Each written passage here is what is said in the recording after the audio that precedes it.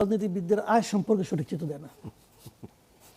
তাদের আয়টা এরকম না। আমি একটা ছোট্ট উদাহরণ দিয়ে বলি আপনাকে, আমি বড় থেকে উদাহরণ দিই। তারেক রহমান সাহেব একটা বড় দলের লিডার, ওনার বাৎসরিক আয় দেখানো হচ্ছে 6 লাখ সামথিং।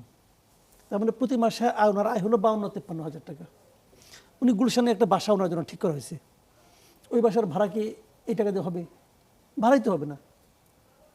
তাহলে উনি সংসার চালাবেন কীভাবে? খাবেন কীভাবে? খাবেন কি? ওনার গাড়ির পেট্রোলের খরচ কে দিবে? তাহলে এই আয়টা কেন দেখানো হলো? তাহলে কি হলো? আপনি হিসাবটা দেখেন। তাহলে কি ওনার গাড়ির খরচ অন্য একজন দেয়? তা পার্টি দেয়?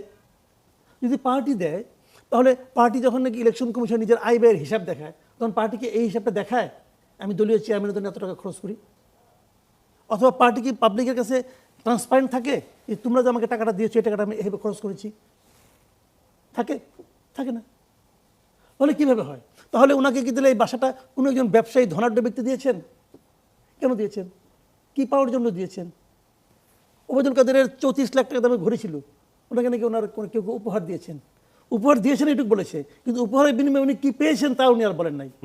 তো আমাদের মনে তো সন্দেহ থাকবে, ব্যবসায়ীরা কখনো বিনা লাভে কিছু করে না, কাউকে কিছু দেয় না, তারা ইনভেস্ট করে। তাহলে কী দেয় হলো অবস্থাটা?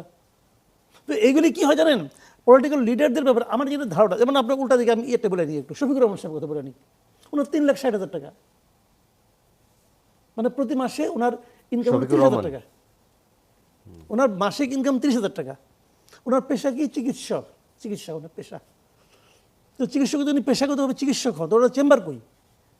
এগুলো তো প্রশ্ন। আর 30,000 টাকা উনি কীভাবে চলেন? ওনারটা হইতে পারে, ওনার দল ওইভাবে টাকা দেয়, ওনার দল কিন্তু ওনার দলের যারা রক্ষণ অথবা কর্মী তাদের কিন্তু পেমেন্ট করে, তারা ওটা দেয়। কিন্তু এই দলগুলি কীভাবে দেয়?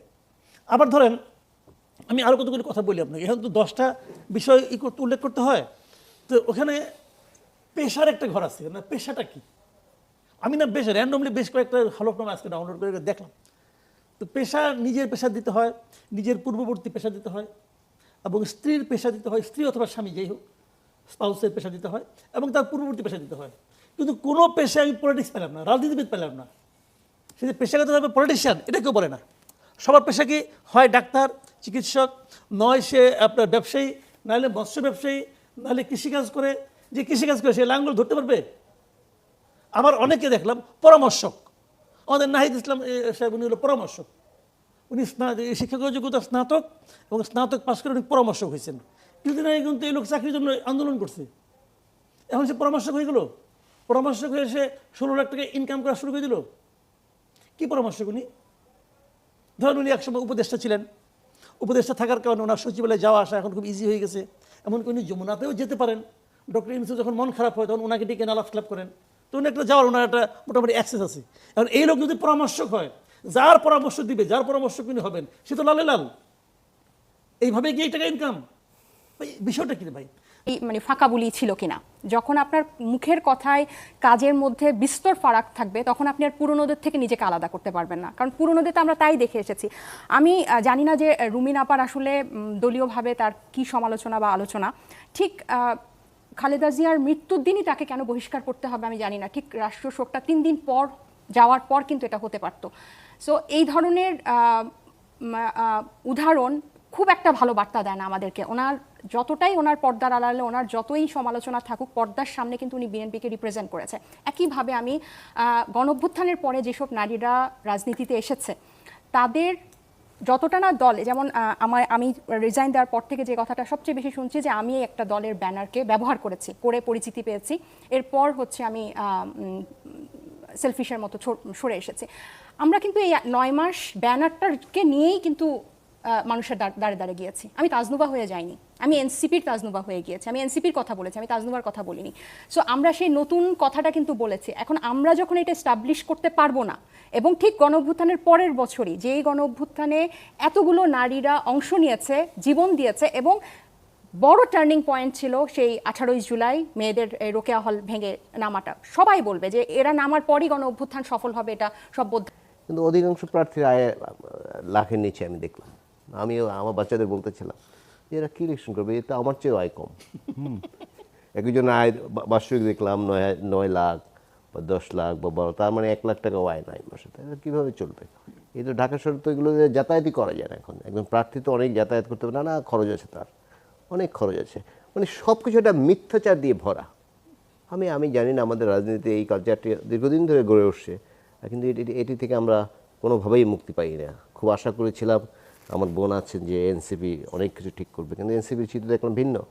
এই যে হাসিনার পিয়ন 15.5 বছর 400 কোটি টাকা ইনকাম করেছে, এনসিপির এক নেতার কি বলে এপিএস ছিলেন, পালিয়ে গেছে নাকি শুনেছি, তিনি নাকি 3.5 মাসে কয়েকশো কোটি টাকা ইনকাম করেছে।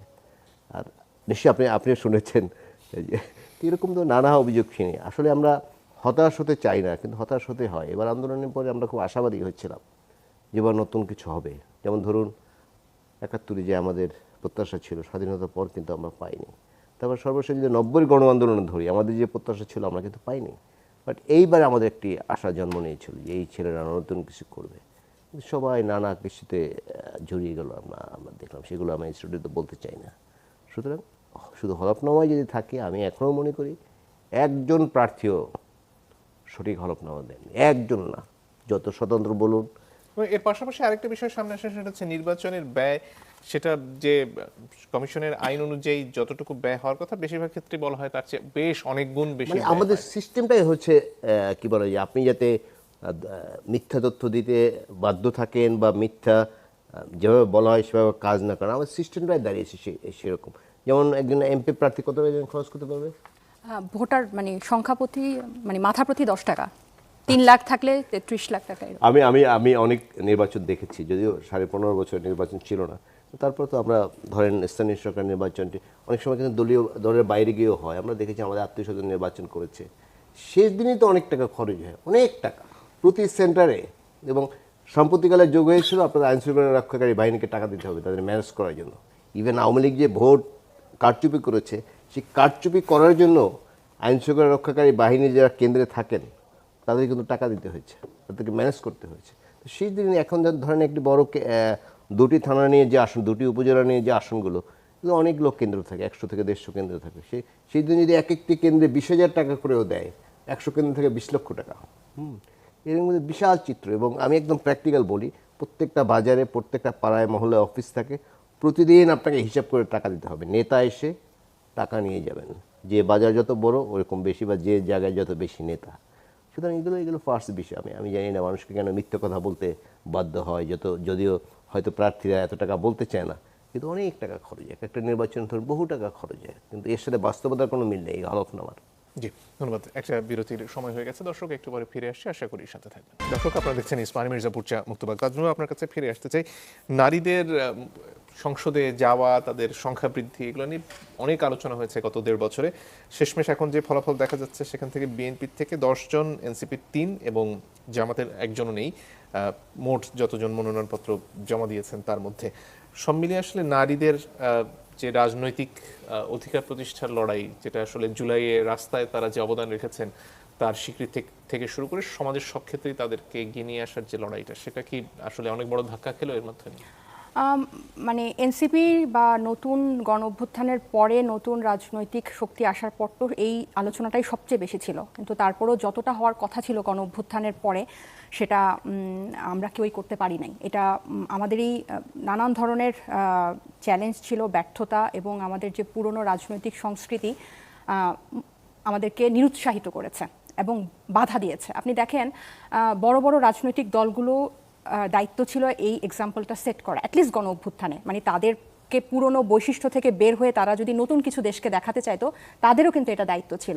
তারা বরং তো চরমভাবে ব্যর্থ, এবং এনসিপি বা নতুন যে গোষ্ঠীটা এটা নিয়ে সবচেয়ে বেশি সরব ছিল।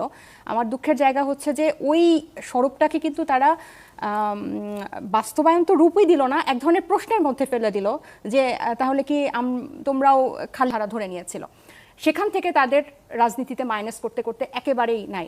এরপরে আপনার বড় রাজনৈতিক দলগুলো যে সরাসরি নির্বাচনে মনোনয়ন দিবে, সেটা নানান দর কষাকষির মতো, বাজারে দর কষাকষির মতো সেটা গিয়ে থাকলো যে 5% দিবে। এখন সবগুলো রাজনৈতিক দল মিলেও 5% দেয় নাই, 4.27% নারী প্রার্থী মনোনয়ন। এর মধ্যে স্বতন্ত্র অনেকে, যারা স্বতন্ত্র করছে, রুমিন আপা স্বতন্ত্র করছে, কিন্তু তারা তো নিজেদের ব্যক্তি হিসেবে তারা তাদের দলীয় পরিচয়ে সবচেয়ে বেশি পরিচিত হয়েছে।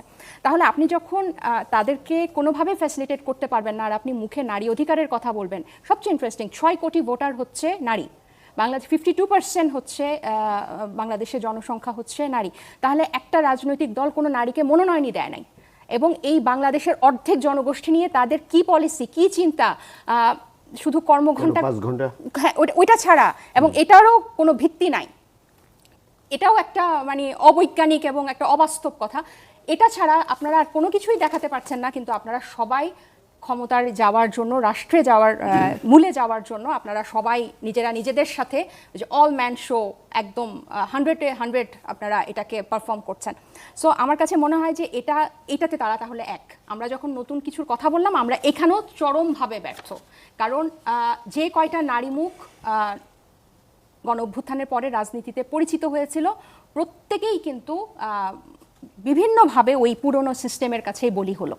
এবং এখনও এটা ধাক্কা বলবো না, আমি এটা এক ধরনের আমরা যে মানুষকে যে স্বপ্ন দেখিয়েছিলাম, আমরা নিজেরাই আসলে প্রতারক হিসেবে মানুষের সামনে প্রমাণিত হলাম যে আমরা মুখে এক কথা বলেছি কিন্তু আমরা কাজে করেছি আরেকটা কথা। একটা লাইন আমি জাস্ট 30 সেকেন্ডে শেষ করতে চাই। আপনারা সবাই বিরতিতে যাওয়ার আগে যে হলফনামার কথা বলছিলেন, আমরা জানি না যে এইবার যারা সাংবিধানিক যেসব প্রতিষ্ঠান আছে সেগুলো যারা ক্ষমতার কাছাকাছি তাদেরকে এই হলফনামা নিয়ে, আমি বিশেষ করে দুদকের কথা বলছি, যে দুদক তাদেরকে কতটুকু প্রশ্ন করে, নাকি যে ক্ষমতা থেকে দূরে যে নতুন তাকে বেশি প্রশ্ন করে, যে ক্ষমতার কাছাকাছি তাকে হলফনামা নিয়ে কোনো প্রশ্ন করে কিনা, বা তার ভুল তথ্য দেওয়ার জন্য, তথ্য গোপন করার জন্য কোনো ব্যবস্থা নেয় কিনা। 2008 সালে শেখ হাসিনার হলফনামায় কিন্তু ভুল তথ্য ছিল, সেটা 2025 সালে এসে দুদক সেটার বিরুদ্ধে ব্যবস্থা নিয়েছে। তাহলে হাসিনা পালিয়ে যাওয়ার পর, সব সর্বনাশ করার পর যখন দুদক তার বিরুদ্ধে ব্যবস্থা নিবে, সেটার কোনো দরকার নাই। তাহলে আমরা কিন্তু যে পরিবর্তিত বাংলাদেশের কথা বলছি, আমরা এখন দেখতে যাই যে দুদক ক্ষমতাসীনদেরকে প্রশ্ন করছে এবং কতটুকু করতে পারছে। জি, ধন্যবাদ। জনাব ইলিয়াস খান, আপনার কাছে পর্যায়ে আসতে চাই। যে কথা হচ্ছিল যে সংস্কারের আলোচনায় যে কথা রাজনৈতিক দলগুলো দিয়ে আসলো, এই নির্বাচনে মনোনয়নের ক্ষেত্রে সেটা কেন তারা রাখতে পারছে না? জামাত তো একজনকেও দিল না, এবং তাদের জোটে যে ধর্মভিত্তিক দলগুলো আছে সেগুলোও একজন নারী প্রার্থীকেও মনোনয়ন দেয়নি। এর কারণটা কি আসলে? নারী ভোটারদের কাছে টানা, তাদের আস্থা অর্জন করার জন্য কি এর কোনো প্রয়োজন তারা মনে করেন না বলে মনে হয়? নারীকে তারা গুরুত্বপূর্ণ মনে করছে না। আর ধর্মভিত্তিক যে দলগুলোর কথা বলেছেন, তারা তো নারীর নেতৃত্বে বিশ্বাসই করে না। বাংলাদেশে উনি যেটি বললেন, এবং আমরা সবাই জানি যে 6 কোটি ভোটার এবং পুরো জনগোষ্ঠীর অর্ধেক নারী, তাদেরকে তারা ক্ষমতাবান মনে করে না, তারা কিছু করতে পারে বলেও তারা মনে করে না। আসলে আমাদের তো পুরুষ নিয়ন্ত্রিত সরকার, দেশ, অধিকাংশ দেশে এবার সব পুরুষ নিয়ন্ত্রিত। মনে করে যে আমার যদি এই ঘরের পুরুষ লোকটি আমার পরিচিত হয় বা আমার কাছাকাছি থাকে, নারীর ভোটটি আমি ইজিলি পেয়ে যাব, সেসব চিন্তা করে আসলে জামাত তো এবার অনেক ভালো পলিটিক্স করেছে। হিন্দুদের প্রার্থী দিয়েছে, উপজাতি কাউকে দেয়নি বোধহয়, ক্ষুদ্র নৃগোষ্ঠী দেয় নাই। তো তারা আমি দিলে খুশি হতাম, কারণ এতগুলো মানুষের রিপ্রেজেন্টেটিভ থাকা দরকার, এটা খুব দরকার ছিল। বিএনপি 10 জন দিয়েছে, আমি মনে করি আরও বেশি দেওয়া হচ্ছিল, আরও বেশি দিলে ভালো হতো। বিএনপি একটি মডারেট দল। জামাতের কাছে ধর্মীয় সংখ্যালঘুর চেয়েও নারীরা অগুরুত্বপূর্ণ বিষয়টা সেরকম মনে হচ্ছে। তারা একটি ধর্মভিত্তিক দল একদম টোটালি, কিন্তু তারা সংখ্যালঘুদেরও নমিনেশন দিয়েছে, নারীদের সেখানে দেয়নি, তাহলে অবশ্যই কম গুরুত্বপূর্ণ তারা মনে করছে। এর পাশাপাশি হলফনামা নিয়ে যে প্রসঙ্গটা একটু আগে তাজনুবা জামিন তুললেন, যে ক্ষমতায় যারা থাকেন বা ক্ষমতার কাছাকাছি থাকেন, তাদের নিয়ে আসলে রাষ্ট্রের প্রশ্ন করার বা দুর্নীতি দমন কমিশন সহ অন্যান্য যে ব্যবস্থাগুলো রয়েছে আসলে দুর্নীতি নিয়ন্ত্রণের, সেটার সূত্রপাতটা আসলে কিভাবে হবে? তাহলে আমি তাসনুমার বিষয়টা আমার খুব ভালো লেগেছে। আসলেই যাদের ক্ষমতায় যাওয়ার সম্ভাবনা আছে বা ক্ষমতায় যাওয়ার কাছাকাছি, তাদের সবগুলো হলফনামা ভালো করে পরীক্ষা নিরীক্ষা করা হয়েছে বলে আমি এখনও মনে করি না। কারণ অনেক জায়গায় এমন স্বতন্ত্র প্রার্থিতা বাতিল হয়েছে, তারা অনেক বিদ্রোহী প্রার্থী ছিলেন। এগুলো নিয়ে আমার মনে একটু সন্দেহ আছে যে হয়তো কোনো দলের প্রার্থীকে জেতানোর জন্য এই চেষ্টা করা হয়েছে। হয়তো প্রার্থিতা যাচাই বাছাই নিয়ে জামাত এবং এনসিপির তরফ থেকে প্রশ্ন তোলা হচ্ছে যে তারা বলছেন অনেক ক্ষেত্রে খুব তুচ্ছ কারণে প্রার্থিতা বাতিল করা হচ্ছে, এবং যাদের প্রার্থিতা এখন পর্যন্ত বাতিল হয়েছে তারা বলছেন যে এই বিষয়গুলো অনেক ক্ষেত্রেই হয়তো দেখভালের বিষয়, বা অনেক ক্ষেত্রে প্রার্থী কোন দল বিলং করেন সেটি গুরুত্ব পেয়েছে আমার ধারণা। ধরুন একটি বড় দলের প্রার্থী যদি হয়, তিনি যদি বড় মেজর কোনো ভুলও করে থাকেন, হয়তো ইগনোর করেছে, কারণ জানে যে এই দলটি ক্ষমতায় আসলে আমি কোনো না কোনোভাবে উপকৃত হতে পারি, বা অন্তত রোষানলে না পড়ি। আর যে দলগুলো গুরুত্বপূর্ণ না প্রার্থী হয়েছে, তাদেরকে অতটা কি বলে তাদের একটু খুঁটিয়ে খুঁটিয়ে দেখা হচ্ছে। কারণ সব মানুষেরই ধারণা, যারা প্রার্থী হয়েছেন বা হবেন, সবারই ধারণা হচ্ছে যদি প্রার্থী কম থাকে আমার জেতার সম্ভাবনা বেশি থাকে। এটি কিন্তু একটা কমন ধারণা। সেই জন্য তারা অনেকে আছেন যে ছোটোখাটো প্রার্থী যারা আছে তাদের প্রার্থীদের ভালো করে বাছাই করে অনেকের বাতিল হয়েছে, এবং এক্ষেত্রে যারা এগুলো বাছাই করেছেন তারাও পক্ষপাতিত্ব করে থাকতে পারেন। জি, ধন্যবাদ। জনাব মাসুদ কামাল, আপনার কাছে নারীদের যে প্রতিনিধিত্ব সে প্রসঙ্গে আসতে চাই। যখন ঐকমত্য কমিশনে আলোচনা হচ্ছিল তখন অনেক বিষয় দলগুলোর মধ্যে অনেক বড় ধরনের মতপার্থক্য থাকলেও নারীদের প্রতিনিধিত্বের ব্যাপারে যে প্রস্তাবগুলো দেওয়া হচ্ছিল কমিশনের তরফ থেকে সেগুলোর ব্যাপারে সবাই মোটামুটি একরকম একমত হয়েই সংখ্যাটা কমিয়ে দেওয়ার কথা বললেন শেষ পর্যন্ত, এবং তার চেয়েও কম আসলো যখন মনোনয়নপত্রগুলো দাখিল হচ্ছে। এটার কারণটা আসলে কি? নারী ভোট টানার জন্য কি নারী প্রতিনিধিত্ব প্রয়োজন নেই? তারা মনে করে যে নারী প্রতিনিধিত্ব দিয়ে নারী ভোট টানার কোনো প্রয়োজন নেই। তারা নারীদেরকে অগুরুত্বপূর্ণ মনে করে। তারা এটা মনোজগতই তারা এরকম। দলীয়ভাবে কি হবে না হবে ব্যাপার না, দলীয় মানে মনের দিক থেকে মানসিকভাবেই তারা এরকম মানে আপনার চিন্তা ভাবনা করে যে মেয়েদেরকে যত কম আসতে দেওয়া যায়। সবাই এদের মধ্যে আমি কোনো বাস বিচার দেখি না, এটা দল মত সব দলের একই অবস্থা, একই দুরবস্থা এদের। এবং এরা মনে করে নারীরা আসতে ভালো করবে না, নারীরা দিলে ভোটে জিততে পারবে না, নারীরা মারামারি করতে পারবে না, ভোট আনতে পারবে না, এরকম তারা মনে করে হয়তো বা। বাট এই মানসিকতা না খুবই নিম্ন রুচির মানসিকতা, খুবই নিম্ন রুচির মানসিকতা। এটা থাকা উচিত না। কারণ তারা যেটা মনে করে তাদের মানে ওই মানসিকতার পিছনে আপনার কিছুটা ধর্মীয় কারণ আছে। আগে তারা পারতো না বলতে, আগে তো অন্যের সঙ্গে জোটে নির্বাচন করতে, এখন একা একা যখন সুযোগ পাইছে কাউকে তারা চান্স দিচ্ছে না। সবাই তো বিএনপি তো একই কাজ করলো। বিএনপি যে কাজগুলি করছে ওই নমিনেশন দেওয়ার ক্ষেত্রে, এখানে তো কোনো পলিটিক্স নেই রে ভাই।